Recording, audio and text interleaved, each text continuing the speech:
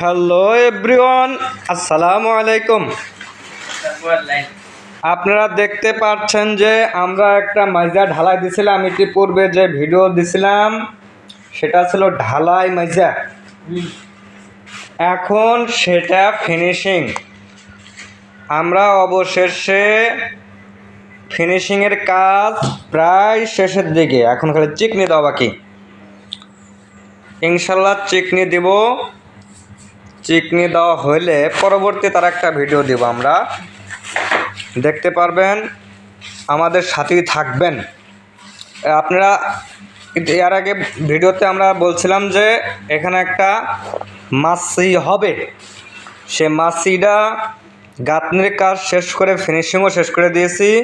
খালি মাছির ভিতরে এখন মাটি দিয়ে লেভেলিং করে ইটা পারা বাকি। অবশ্য আমরা এটাও শেষ করবো ইনশাআল্লাহ। এই সেই মাজা দেখেন।